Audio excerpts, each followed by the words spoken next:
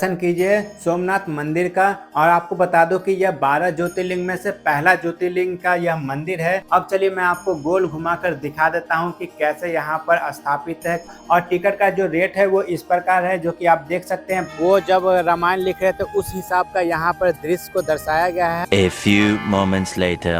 तो फाइनली हम अब पहुँचने वाले हैं शिवालय, जहाँ बाबा भोलेनाथ का 12 ज्योतिर्लिंग का दर्शन होगा। और मैं आपको बता दूं कि ये जो आप देख रहे हैं पूरा भीड़, सभी कोई जा रहे हैं गंगा स्नान करने के लिए। और साथ ही में आपको बता दूं कि जब अरैल में आप स्नान कर लीजिए तो वहाँ 1-1.5 किलोमीटर चलने के बाद आपको ये पुल नज़र आएगा। तो ये जो आप पुल देख रहे हैं ये नई ब्रिज है और इसी के साइड से आपको जाना है इस ओर। तो ये जो आप देख रहे हैं मेरे पीछे ये फूल मंडी चौराहा है, इसी चौराहा से आपको इस ओर जाना है जहाँ पर शिवालय है। तो इसी के रास्ते में आप वहाँ दूर में देख रहे होंगे, आपको नज़र आ रहा होगा ज्योतिर्लिंग का जो बना हुआ है सारे। तो चलिए आपको मैं आगे चल के दिखाता हूँ। तो इसी तरह से आपको लाइन से जाना है और यहाँ पर देख सकते हैं बैरियर का सुविधा है, पार्किंग का सुविधा है। अगर आप निजी वाहन से आते हैं तो इसी प्रकार से आपको आना होगा। और पार्किंग का जो चार्ज होगा इस प्रकार देख के आप पार्किंग में यहाँ पर 4 व्हीलर बाइक लगा सकते हैं। जो भी दूर से आए हैं टूरिस्ट बस वगैरह करके, तो आप देख सकते हैं उस जगह बस लगा हुआ है। और ये जो आप देख रहे हैं सभी के सभी शिवालय का ही एक दृश्य है। चलिए अब मैं वहाँ पहुँच के आप सभी को दिखाता हूँ। साथियों, ये प्रयागराज में दिव्य महाकुंभ मेले के अवसर पर नवनिर्मित भारत नक्शे के आधार पर 12 ज्योतिर्लिंगों का स्थापित किया गया है, जो कि ये सामने का व्यू है। और इसके अंदर टिकट लेकर के प्रवेश करना पड़ता है। ये पार्किंग की क्षेत्र है, काफ़ी बड़े एरिया में इसका विस्तार किया गया है। ये इसी 2024-25 की महाकुंभ मेले के शुभ अवसर पर इसको नवनिर्मित किया गया है। तो आप लोग जब भी प्रयागराज आइए शिवालय पार्क का दर्शन करिए, क्योंकि यहाँ पे सारे 12 ज्योतिर्लिंगों को अपने जिस प्रदेश में हैं वहाँ पे स्थापित किया गया है। हम पहुँच तो नहीं पाते हैं 12 ज्योतिर्लिंगों पे दर्शन करने, लेकिन हम यहीं उनका व्यू देख करके एक ऐसा अनुभव होगा कि हम 12 ज्योतिर्लिंगों का दर्शन कर चुके हैं। तो आपका स्वागत है प्रयागराज में। आइए शिवलिंग में आपको दिखाते हैं। ये आपको नैनी पुल पार करके फूलबाग चौराहा पहुंचेंगे, उसी के पास आपको व्यू दिखाई पड़ने लगेगा। और इसका व्यू आपको पुल पर से भी दिखाई पड़ता है, जो नैनी पुल ब्रिज है उस पर से भी आप उसको व्यू देख सकते हैं। लेकिन जो आनंद आपको अंदर जा के देखने को मिलेगा वो बाहर से नहीं मिलेगा। तो मैं आप सबको यही कहूँगा कि आप लोग जब भी प्रयागराज आइए एक बार हमारे नैनी क्षेत्र में शिवालय पार्क का दर्शन अवश्य करें। और इसका जो टिकट होगा और कितना चार्ज है वो सभी को मैं इसी वीडियो में बताऊंगा। बस वीडियो में बने रहिएगा और वीडियो अच्छा लगे तो बस ठोक दीजिएगा लाइक कमेंट करना भूलिएगा। तो सबसे पहले मैं आपको ज्योतिर्लिंग का दर्शन कराने से पहले आप सभी को मैं महर्षि वाल्मीकि जी का दर्शन करवाता हूं। तो आप देख सकते हैं वो जब रामायण लिख रहे थे उस हिसाब का यहाँ पर दृश्य को दर्शाया गया है। और साथ ही यहाँ पर पूरे चारों बगल से उस समय का राम कथा को यहाँ पर दर्शाया गया है। लव कुश से लेके कब जन्म हुआ था ये सारे चीज़ को इसमें दर्शाया गया है। और इसी रास्ते से होकर आपको फिर जाना होगा जहाँ पर ज्योतिर्लिंग है। तो फाइनली हम आ गए ज्योतिर्लिंग का दर्शन करने के लिए। और ये जो आप देख रहे हैं यही वो मेन गेट है जहाँ से आपको प्रवेश करना होगा। तो आप देख सकते हैं पूरी तरीक़ा से यहाँ हर लैंग्वेज में ओम नमः शिवाय लिखा गया है। और इस जगह से आपको टिकट लेना होगा। तो सभी ज्योतिर्लिंग का दर्शन करने के लिए आपको यहाँ से टिकट लेना होगा, जो कि आप मेरे पीछे देख रहे हैं। यही वो काउंटर है जहाँ से आपको टिकट लेना होगा। और टिकट का जो रेट है वो इस प्रकार है, जो कि आप देख सकते हैं बच्चे से बूढ़े तक और कौन सा दिन क्या चार्ज है सभी यहाँ पर दर्शाया गया है। और ये जो आप दृश्य देख रहे हैं ये उस समय का है जब समंदर मंथन हुआ था, जिसमें डोर बने थे वो वासुकी नाग थे, जिनके शीश के तरफ से राक्षसगण थे और पूंछ के तरफ से देवगण थे। और जो पर्वत थे वो मंदरांचल पर्वत था और जो कच्छप था वो विष्णु भगवान के अवतार थे। इसी मंथन से 14 रत्न निकला था, जिसमें से माँ लक्ष्मी और अंत में अमृत का कलश निकला था। और इसी अमृत का कलश में छीना झपटी राक्षस और देवगण में जो 4 बूंद छलका था, जिसमें से एक बूंद जो प्रयागराज में गिरा था। इसके अलावा नासिक, उज्जैन और हरिद्वार में अमृत के बूंदे गिरे थे, जिसमें से कि 2 बार गंगा नदी में बूंदे गिरे थे, जिसमें कि हरिद्वार और प्रयागराज, और साथ ही शिप्रा और गोदावरी नदी में जाकर मिल गई।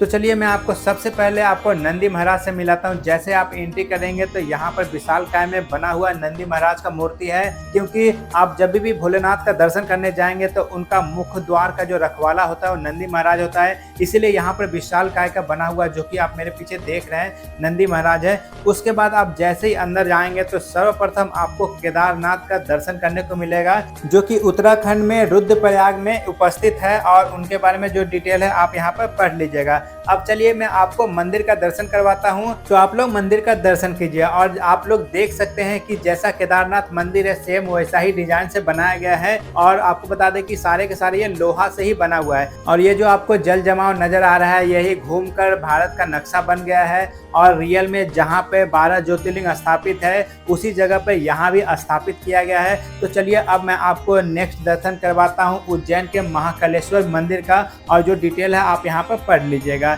तो आप दर्शन कीजिए उज्जैन के महाकालेश्वर मंदिर का। अब मैं आपको दर्शन करवाता हूँ ओमकारेश्वर मंदिर जो कि मध्य प्रदेश में है। जो डिटेल है आप यहाँ पे पढ़ लीजिएगा। इसी प्रकार से सभी का डिटेल आप पढ़ते जाइएगा और साथ ही मंदिर का दर्शन भी आप लोग करते जाइएगा। तो चलिए अब मैं आपको ओमकारेश्वर मंदिर का दर्शन करवाता हूँ। तो चलिए आप लोग अब दर्शन कीजिए ओमकारेश्वर मंदिर का और कमेंट में जरूर बताइए कि अब तक आप लोग यहाँ पे गए हैं या नहीं, और कमेंट में हर हर महादेव लिखना ना भूलिएगा। तो चलिए अब मैं आपको दर्शन करवाता हूँ वाराणसी में स्थित श्री काशी विश्वनाथ मंदिर का। तो आप डिटेल इस जगह से पढ़ लीजिएगा। अब चलिए मैं आपको मंदिर दर्शन करवाता हूँ। और जो लोग काशी विश्वनाथ दर्शन करने के लिए गए होंगे तो देखते ही समझ गए होंगे कि हूबहू वैसे के वैसे ही बनाया गया है यह मंदिर भी। तो चलिए अब मैं आपको अगला मंदिर का दर्शन करवाता हूँ जो कि झारखंड के देवघर में उपस्थित है, और डिटेल आप पढ़ लीजिएगा। और इस मंदिर का नाम है बैजनाथ धाम। और इस मंदिर में लाखों श्रद्धालु सावन के महीने में भारत के कोने कोने से आते हैं जल चढ़ाने के लिए। और यहाँ पर 1 महीने तक लगभग मेला लगा रहता है जो कि यहाँ पर बहुत ही खूबसूरत लगता है। तो अगर कभी मौका मिले तो आप लोग जरूर जाएं और इस मंदिर में दर्शन करें जो कि 12 ज्योतिर्लिंग में से एक ज्योतिर्लिंग ये भी है। तो आप लोग देखिए, तो जब आप दर्शन करने के लिए जाएंगे तो इसी प्रकार से एरो बना हुआ है जो कि आगे आपको कौन सा मंदिर आपको देखने को मिलेगा। तो चलिए अब मैं आपको दर्शन करवाता हूँ एलोरा का कैलाश मंदिर, और यहाँ का जो डिटेल है यहाँ से पढ़ लेंगे। और इस मंदिर को नंदी मंदिर के नाम से भी जाना जाता है, और यह भारत देश का एक विस्मयजनक महान मंदिर है। और साथ ही आपको बता दो कि इस मंदिर को ठोस शिला में से तराश कर बनाया गया है, और ऐसा माना जाता है कि कैलाश पर्वत पर महादेव का निवास है। इसी बात को वर्णन करने के लिए राजा कृष्ण ने 760 में इस मंदिर को बनवाया था। और यह मंदिर भारत के हजारों वर्ष पुराने शिला नक्शाकारी वास्तुकला का उत्तम परिभाषा है। तो दोस्तों इस मंदिर से जुड़े हुए कुछ खास बातें था जो मैंने आप सभी को बताया। आप चाहे तो जो डिटेल है उसमें भी आप जाके पढ़ सकते हैं। तो अब मैं आपको शिवालय में जो बना है कैलाश मंदिर, इस मंदिर को मैं चारों तरफ घुमाकर दिखा देता हूं, जो कि आप देख सकते हैं कितना बारीकी से काम किया गया है। जिन्होंने भी इस मंदिर को बनाया है बहुत ही अधिक मेहनत करना पड़ा होगा उनको, क्योंकि हर एक चीज़ को दिखाया है बारीकी से और क्लियरिटी के साथ, और हूबहू आपको देखने को भी मिल रहा है। तो चलिए अब मैं आपको अगला ज्योतिर्लिंग मंदिर का दर्शन करवाता हूँ, और वो है श्री मल्लिकार्जुन स्वामी जो कि श्रीशैलम आंध्र प्रदेश में है। और यहाँ उनका डिटेल है तो आप पढ़ सकते हैं। अब चलिए मैं आपको मंदिर का दर्शन करवाता हूँ, तो आप लोग मंदिर का दर्शन कीजिए। तो चलिए अब मैं आपको अगला ज्योतिर्लिंग मंदिर का दर्शन करवाता हूँ जो कि रामेश्वरम तमिलनाडु में है, रामनाथ स्वामी मंदिर। और यह मंदिर उस समय का है जब भगवान राम जब रावण का वध करके वापस आ रहे थे तो ब्रह्म हत्या का दोष दूर करने के लिए इसी स्थान पर पूजा किए थे। तब हनुमान जी को उन्होंने आदेश दिया था, शिवलिंग लाने में उनको लेट हो गया। तब सीता माँ ने बालू से बनाकर उस शिवलिंग को तैयार कर दिया। तो यहाँ पर इसी के कारण यहाँ पर 2 शिवलिंग स्थापित है। तो चलिए अब मैं आपको बैजनाथ मंदिर का दर्शन करवाता हूँ जो कि बैजनाथ हिमाचल प्रदेश में है, और यहाँ का जो जानकारी आप यहाँ से पढ़ सकते हैं। तो चलिए अब मैं आपको मंदिर का दर्शन करवाता हूँ। तो यही मंदिर है, तो आप लोग दर्शन कीजिए। तो चलिए अब आगे बढ़ते हैं। तो ये जो आप दृश्य देख रहे हैं ये उस समय का है जब भगवान विष्णु ने कच्छप अवतार लिए थे, तब का दृश्य को यहाँ पर दर्शाया गया है। तो चलिए अब मैं आपको अगला ज्योतिर्लिंग मंदिर का दर्शन करवाता हूँ जो कि सोमनाथ मंदिर है, जो कि गिर गुजरात में स्थित है। तो आप लोग यहाँ से डिटेल पढ़ लीजिएगा। तो चलिए अब मैं आपको मंदिर का दर्शन करवाता हूँ। तो आप लोग दर्शन कीजिए सोमनाथ मंदिर का। और आपको बता दो कि यह 12 ज्योतिर्लिंग में से पहला ज्योतिर्लिंग का यह मंदिर है जो कि आप देख रहे हैं। और आपको बता दें कि जो गांडीवधारी अर्जुन थे वो भी एक समय यहाँ पर आकर तपस्या किए थे। तो आप लोग को मैं घुमाकर इस मंदिर को दिखा देता हूँ, तो आप लोग दर्शन कीजिए मंदिर का। तो चलिए अब मैं आपको अगला ज्योतिर्लिंग मंदिर का दर्शन करवाता हूँ जो कि द्वारिका गुजरात में है। और आपको बता दें कि यह नागेश्वर मंदिर है, तो आप डिटेल यहाँ से पढ़ लीजिएगा। तो चलिए अब मैं आपको मंदिर का दर्शन करवाता हूँ, तो आप लोग मंदिर का दर्शन कर लीजिए। और यही वो मंदिर है जो कि नागेश्वर मंदिर है। तो चलिए अब दोस्तों अगला आपको ज्योतिर्लिंग का दर्शन करवाता करवाता हूँ, जो कि श्री त्र्यंबकेश्वर मंदिर है, जो कि नासिक महाराष्ट्र में है। आप यहाँ से डिटेल आप लोग पढ़ लीजिएगा। अब चलिए मैं आपको मंदिर का दर्शन करवाता हूँ, तो आप लोग मंदिर का दर्शन कीजिए। यही वो मंदिर है जो कि त्र्यंबकेश्वर मंदिर के नाम से यहाँ पर प्रसिद्ध है,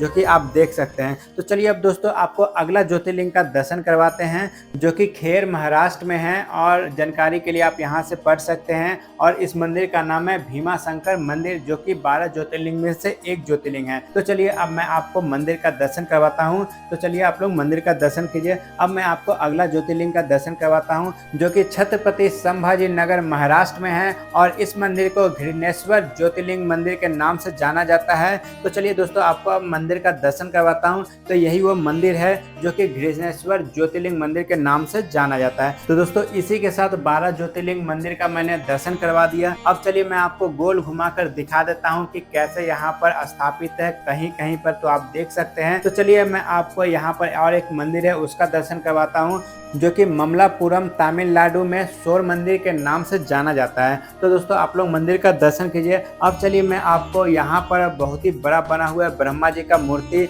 और मूर्ति के नीचे आप देख सकते हैं यहाँ पर कुछ दृश्य दर्शाया गया है, जिसमें से एक दृश्य में आप देख रहे होंगे कि यज्ञ कर रहे, एक दृश्य में लंबा सा स्तंभ है। उस समय का ये है जब बाबा भोलेनाथ ने, जब विष्णु भगवान और साथ ही ब्रह्मा जी को स्तंभ का खोज करने के लिए बोला गया था कि अंत में कौन है, तो उन्होंने झूठ बोला था। तब जाकर बाबा भोलेनाथ ने जब रुद्र अवतार लेकर उनका एक शीश को धड़ से अलग किए थे, उस दृश्य को दर्शाया गया है। इसी प्रकार से यहाँ पर कई दृश्य को दर्शाया गया है, जो कि आप देख सकते हैं नाभि से उत्पन्न हुए थे ब्रह्मा जी विष्णु भगवान के, उस दृश्य को भी दर्शाया गया है। तो इसी प्रकार से आप गोल गोल घूमकर यहाँ पर जितने भी दृश्य है उसको आप देख सकते हैं। तो दोस्तों मैंने यहाँ पर आप सभी को 12 ज्योतिर्लिंग का जो मंदिर बना हुआ है उसका दर्शन करवाया, साथ ही आपको अन्य मंदिर भी बने उनका भी दर्शन करवाया, और साथ ही आपको बड़ा सा बना हुआ है ब्रह्मा जी का मूर्ति उसका भी दर्शन करवाया। तो इसी के साथ यहाँ का यह वीडियो यहीं समाप्त होता है। अब हम चलते हैं अपने घर की ओर, और ये जो आप देख रहे हैं नैनी ब्रिज है, और यहाँ से आपको महाकुंभ का एक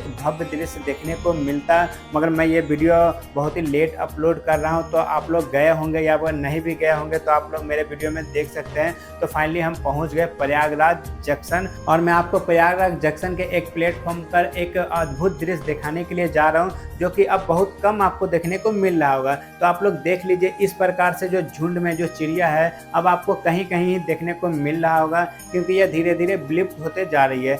और ये दृश्य मुझे बेहद पसंद आया, इसलिए मैंने इसे वीडियो में शामिल किया। तो दोस्तों इसी के साथ यहाँ का संपूर्ण वीडियो यहीं समाप्त होता है। फिर आप सभी से मुलाकात होगा किसी नेक्स्ट वीडियो में। तब तक के लिए बाय, जय हिंद, जय श्री राम।